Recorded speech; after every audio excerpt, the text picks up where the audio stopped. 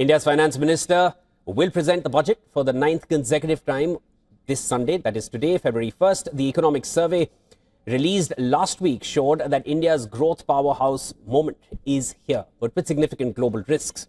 At a time when the global economy faces fragmentation, geopolitical uncertainty and supply chain realignments, India seeks for a rare combination of scale, speed and stability.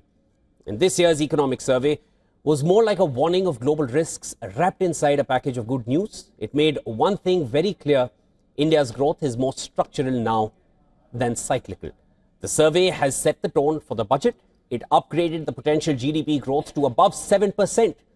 That is well above global growth average of 3%. Developed economies are pegged to grow at 2%, and emerging nations average somewhere around 4%. That should give you context. The survey highlighted that the services sector is growing about 9% and is making India the world's digital back office. Other key readings also showed that manufacturing is accelerating above long-term averages. The investment momentum is strong and domestic demand remains resilient. Last year's personal income and GST tax cuts are set to boost demand even further. And India is focused on broader reforms to attract global investors. Now, some of the top reforms over the past year are GST rationalization, 100% FDI in insurance, private entry into nuclear energy, labor code implementation, and faster environmental clearances. For the coming year, manufacturing-led exports are now India's strategic priority.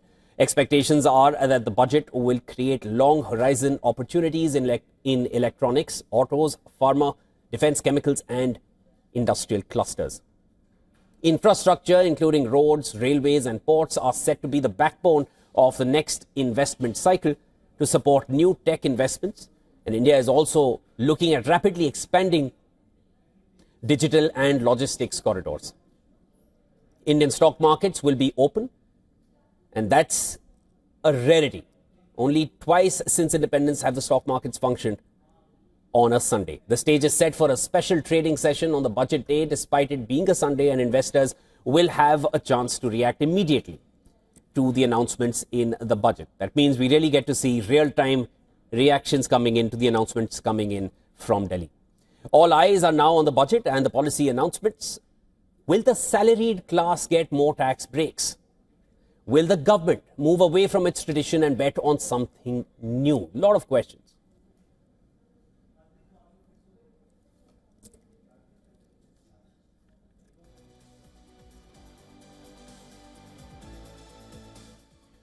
All right, and we're now being joined by our correspondents joining us from different parts of the country. Joining us live, WION's principal correspondent Disha Yadav. She's outside the Bombay Stock Exchange in Mumbai, and we also have senior special correspondent Idris Lone from Srinagar, and we're also joined by Hardik, who's joining us right there from Vijay Chowk.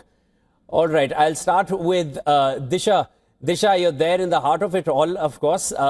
Today is a Sunday. It's an unprecedented Sunday, or I would say only twice since independence. The Bombay Stock Exchange, National Stock Exchange, they're very much active today. Let me now toss it over to you. Give me whatever you're absorbing over there. Well, absolutely. Usually on Sunday, this entire street is quite isolated. We are right outside BSE, which is the Bombay Stock Exchange in Mumbai. But you can see that today, like you rightly pointed out, this marks second time in India's history that BSE is open on a Sunday for a budget, and the street is quite buzzing at this point in time, and of course all eyes are going to be on the budget this time around. Most of them are going to be watching TV, or they are going to be listening to the finance minister today while she presents the budget. But right before that, I would want to really speak to a citizen himself who can talk to us about the expectations from budget this year. Thank you so much, sir, for speaking to us on our channel here at WION. So what are your basic expectations? What India really wants? If you can elaborate on certain expectations.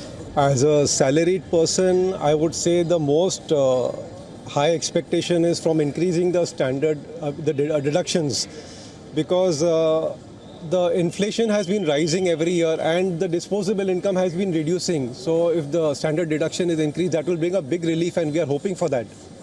Apart from that, anything else on the other factors, day-to-day life, which affects a common man? As a common man, and especially for senior citizens, there was a concession that was removed by the railways in the year 2000. So that could be brought back and it will bring a big relief for senior citizens. And now that the railway is bringing profit, it could be brought back. Healthcare? Healthcare, yes, there is a big need, and especially healthcare is a big worry for everybody, middle class, everybody. There should be, I think, on certain rooms at a certain slab, the GST could be reduced, it could be removed. But GST has been imposed on certain rooms, so all that can be looked into. All right, Disha, stay with us. I'll come back to you. Certain expectations. Yeah, I'll come back. Let me quickly go over to our other correspondents joining us from other sides and come back to our studio guests very quickly. Hardik, I'll come to you. You're joining us right here in Delhi. Absorbing it right from Vijay Chowk. Give me, the expectations you've picked up from people regarding what's to come in an hour from now. Well, it surely doesn't feel like a Sunday, that's for one.